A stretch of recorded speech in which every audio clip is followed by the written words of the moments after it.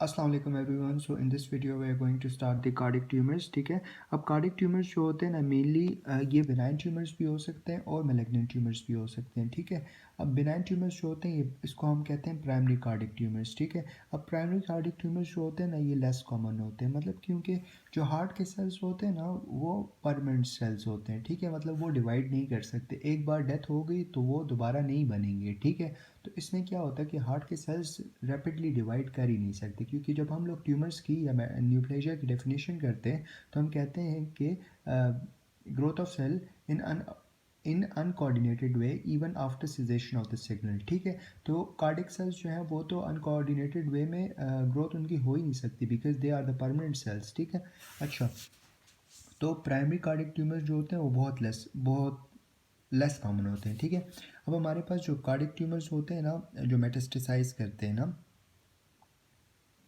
It can involve pericardium, it can involve myocardium. ठीक है, अगर पेरिकार्डियम इन्वॉल्व होगा तो विद और विदाउट इन्वेजन होगा। ठीक है, अब हम लोग करते हैं प्राइमरी कार्डिक ट्यूमर्स को प्रॉपरली, जितने भी टाइप्स हैं, और नॉन कार्डिक न्यूप्लाज्म। ठीक है, जो मेटास्टेसाइज हुआ एक तो हमारे पास हार्ट वाला हो गया मतलब प्राइमरी। ठीक है, और एक नॉन कार्डिक है, मतलब हार्ट का अपना नहीं है, बाहर से कहीं से आया हुआ है। ठीक है, अब आते हैं सबसे पहले प्राइमरी कार्डिक ट्यूमर। ठीक है, अब प्राइमरी कार्डिक ट्यूमर्स जो होते हैं ना इसमें सबसे पहले हमारे पास आता है मैक्सोमास। ठीक है, मैक्सोमास जो होते हैं ना इसका मीजेनकाइमल ओरिजिन होता है, मीजेनकाइमल कनेक्टिव टिश्यू से ही अराइज हुआ होता है। ठीक है, और ये मेनली मैंने बता दिया कि प्राइमरी कार्डिक ट्यूमर है, लेकिन most common primary cardiac tumour in adult. ये एमसीक्यूज में आ सकता है कि myxoma is most common primary cardiac tumour in adult. ठीक है, अब इसकी अगर आप मॉर्फोलॉजी को देखो ना तो आपको ग्रॉस जो है ना इस ये ट्यूमर जो होगा आपको सेनाइल नज़र आएगा, मे बी मतलब स्टक होगा, मूव नहीं कर रहा। ठीक है, या तो पेडंकुलेटेड मास नज़र आ सकता है। ठीक है, पेडंकुलेटेड मतलब कि पेडंकल की तरह शेप होती है, ऐसे करके शेप होती है। लेट मी शो यू,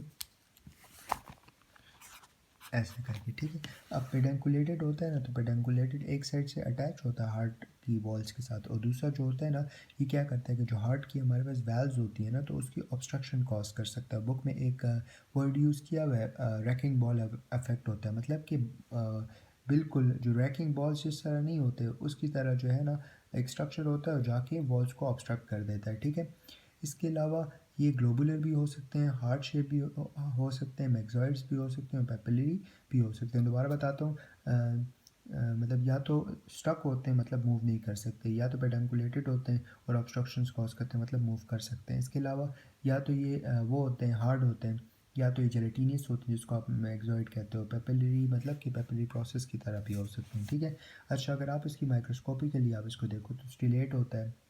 इसके अलावा आपको मेसेंकाइमल सेल्स नज़र आते हैं जो एम्बेडेड होते हैं म्यूकोपॉलीसैकेराइड्स में। ठीक है, अच्छा, इसके अलावा इसकी जो सिम्टम्स होते हैं वो डिपेंड कर रहा होता है कि कहाँ पे ऑब्स्ट्रक्शन हुई है। ठीक है, फॉर एग्जांपल अगर माइट्रल वॉल में ऑब्स्ट्रक्शन हुई है तो क्या होगा कि माइट्रल वॉल में ऑब्स्ट्रक्शन हुआ है तो लेफ्ट एट्रियम से लेफ्ट वेंट्रिकल तक ब्लड नहीं जाएगा, और ब्लड नहीं जाएगा तो ऑब्वियसली बंदा जो है वो सिंकपी में जा सकता है, because there is no proper circulation. ठीक है, अच्छा, हमारे पास ये क्या करता है वॉल्स की जो है ट्रॉमा भी कॉज कर सकता है ऑब्स्ट्रक्शन के साथ साथ, और दूसरा ये है कि ये टूट के एम्बोलाइजेशन भी कॉज कर सकते हैं। तो हम लोगों ने इसकी मॉर्फोलॉजी में क्या पढ़ा है, एक तो हमने ग्रॉस पढ़ा है कि ये जो है वो सिसाइल होता है, पेडंकुलेटेड होता है, वो होता है, हार्ड हो सकता है, जेलेटिनियस हो सकता है, पेपिलरी हो सकता है। ठीक है, माइक्रोस्कोपिक में स्टिलेट में मेसेंकाइमल ओरिजिन वगैरह ये चीज़ें पढ़ ली थी, एम्बेडेड इन म्यूकोपॉलीसैकेराइड। फिर एंड में हमने इसकी ओरिजिन्स उसके बारे में पढ़ लिया कि ये कॉज क्या करता है, सिम्टम्स वगैरह। ठीक है, ये हमारे पास होगा मैक्सोमस। ठीक है, अब मैक्सोमस के बाद हमारे पास आता है लाइपोमा। लाइपोमा जैसे नेम से इंडिकेट हो रहा है, इसमें क्या होता है एडिपोज टिश्यूज़ की ग्रोथ बहुत ज़्यादा हो जाती है, लेकिन it's still a benign one. ठीक है, अब क्या होता है अब सिम्टम्स जो होते हैं वो डिपेंड कर रहे होते हैं कि ये लाइपोमा प्रेजेंट किधर है। अगर हार्ट की वॉल्स में प्रेजेंट होगा तो हार्ट की वॉल्स के जो फंक्शन होते हैं मतलब ब्लड जो है वो नीचे मूव नहीं कर पाएगा। ठीक है, अगर मायोकार्डियम में मतलब डीप डीप प्रेजेंट है, मसल्स वगैरह में प्रेजेंट है, तो ये जो हमारे पास वो हार्ट की जो वेव्स होती हैं ना, ठीक है, वो प्रॉपर नहीं होंगी। ठीक है, जो हार्ट की कंडक्शन वगैरह होती हैं। ठीक है, अब हमारे पास थर्ड जो आता है वो है पेपिलरी फाइब्रो इलास्टोमा। ठीक है, पेपिलरी फाइब्रोइलास्टोमा जो होता है ना, ये सी एनीमोन शेप होता है। सी एनीमोन हमारे पास किस तरह होता है ना, ऐसे ऐसे करके उसका स्ट्रक्चर होता है, ठीक है। तो ये पेपिलरी फाइब्रोइलास्टोमा जो होता है सी एनीमोन की तरह होता है, ठीक है। Characteristic on walls and can embolisation, wall को मेनली इन्वॉल्व कराता है और एम्बोलाइजेशन भी हो जाती है, ठीक है। अब हम आते हैं रेब्डोमायोमा, ठीक है। रेब्डोमायोमा जो है ना, ये भी बिनाइन है, ठीक है। और हेमाटोमा है। हेमाटोमा मतलब क्या, कि ये हमारे पास जो है वो एबनॉर्मल ट्यूमर सेल्स होते हैं, ठीक है। सही है, सॉरी, एबनॉर्मल सेल्स होते हैं लेकिन ट्यूमरस नहीं होते, ठीक है। मतलब एबनॉर्मल सेल्स होते हैं, ग्रोथ होती है एबनॉर्मल सेल्स की, ठीक है। नॉर्मल सेल्स नहीं होते लेकिन ट्यूमर भी नहीं होते, ठीक है। अच्छा, अभी ये जो है ना एबनॉर्मल सेल्स हो गए, हेमाटोमास हो गए, कार्डिक मसल्स में होते हैं, ठीक है, मेनली वेंट्रिकल्स में होते हैं। अच्छा, अब पीछे हम लोगों ने पढ़ा था primary cardiac tumour in adult जो था वो हमारे पास ट्यूमर है, ठीक है। प्राइमरी कार्डिक ट्यूमर एडल्ट में कौन सा था, मैक्सोमा, और जो रेब्डोमायोमा है ये चिल्ड्रन में कॉमन है, ठीक है। तो इसके बाद जो है ना, इसकी जो है ना, ये एसोसिएटेड होता है विद ट्यूबुलर स्क्लेरोसिस, ठीक है। और इसमें क्या होता है, TSC1 एंड TSC2 की म्यूटेशंस होती हैं जो ट्यूमर सप्रेसर जीन्स हैं, ठीक है।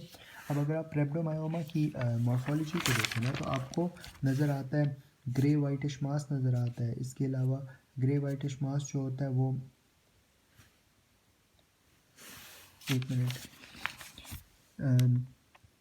ग्रे वाइटिश मास होता है जो हमारे पास लार्ज भी हो सकता है, राउंड भी हो सकता है, पॉलीगोनल सेल्स भी हो सकते हैं, ठीक है इसमें। अच्छा, फिर इसके बाद जो होता है इसका जो वो होता है ना, इसमें होते हैं ग्लाइकोजन लेडन वैक्यूल्स, ठीक है।